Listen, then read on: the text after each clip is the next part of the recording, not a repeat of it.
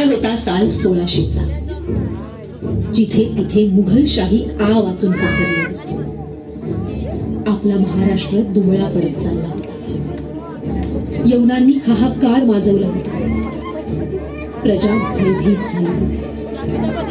आणि या सगळ्याचा जीवी ध्यास घेऊन बसल्या होत्या त्या जिजाऊ शहाजी भोसले. हो, आपल्या जिजाऊ. भविष्यात हिंदुत्व नष्ट होऊन मुघलशाहीच राज्य करेल की काय, या भीतीनं जिजाऊंनी नवरात्रातल्या 7व्या माळेला धुळानगरला जगदंबेजवळ उभ्या राहून माझ्या पदरात एक बाळ दे, या यवनांचा मोड करायला असं साकडं घातलं. तुळजाभवानी आईला नवस करून परतल्यावर काही दिवसांनी जिजाऊंना दिवस गेले. बघता बघता काळ लोटला आणि आज दिवस होता 19 फेब्रुवारी 1630. शिवनेरी किल्ला. जिजाऊंना कळा सुरू झाल्या होत्या. त्यांना वेदना असह्य होऊ लागल्या होत्या. रयत काळजीत पडली होती. सगळी जिजाऊंसाठी चिंतित होती.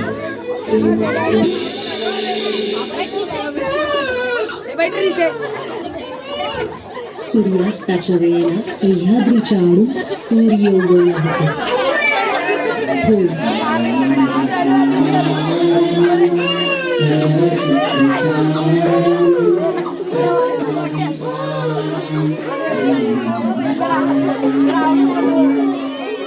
एक स्त्री धावत धावत बाहेर आली आणि म्हणाली, मुलगा झालाय, मुलगा.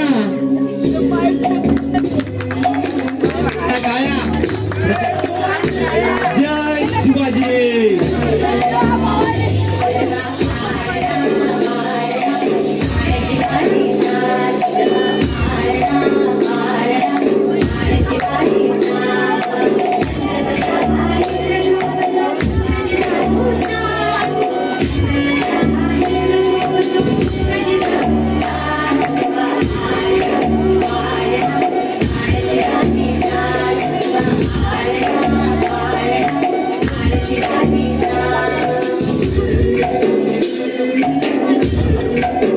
बघता बघता शिवबा मोठे होऊ लागले होते.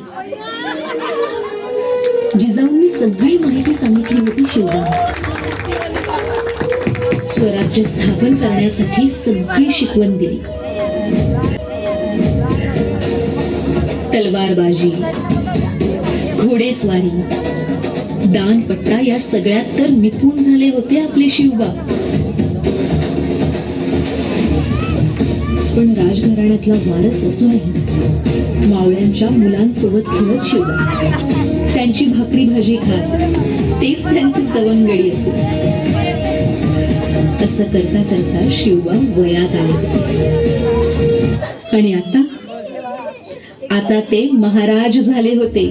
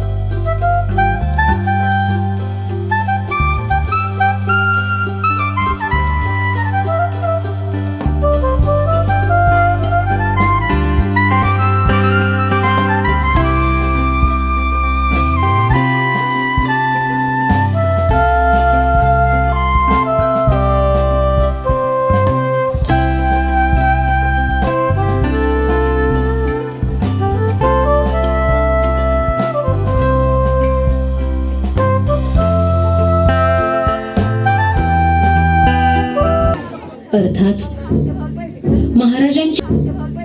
महाराजांची ही ख्याती अफजल खानापर्यंतही पोहोचली. खान म्हणजे शत्रूच. एकदा खाननं महाराजांचा घात करण्याचा विचार करून त्यांना भेटीचं निमंत्रण पाठवलं. महाराजांनी ती स्वीकारली. जिजाऊ मात्र चिंतेत पडले. धुडकावून लावा हे निमंत्रण सांगितलं त्यांनी. पण खानाला घाबरतील ते छत्रपती शिवाजी महाराज कसले.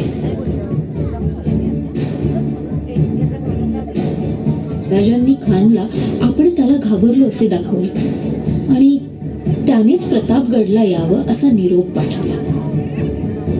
खान येण्यास तयारही झाला. प्रतापगडाच्या पायथ्याशी मोठा शामियान उभारला गेला. परंतु दोघांनीही निशस्त्र भेटायचं बरं का असं ठरलं. परंतु खान दगा करणार हे महाराजांना माहित होतं.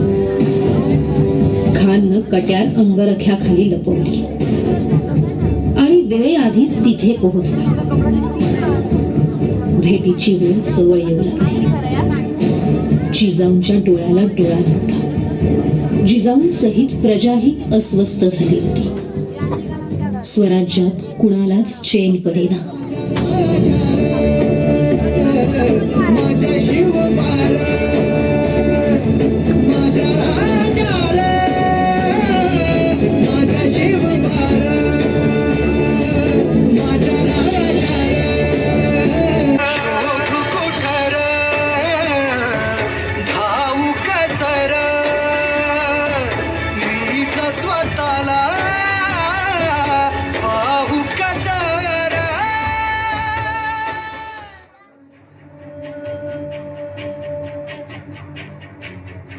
कहाँ है शिवा?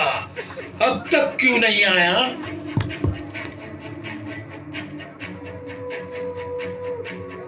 हमारी बाहें उसका बेसब्री से इंतजार कर रही है. वो एक बार हमारे गले तो लगे, चींटी की तरह मसल देंगी.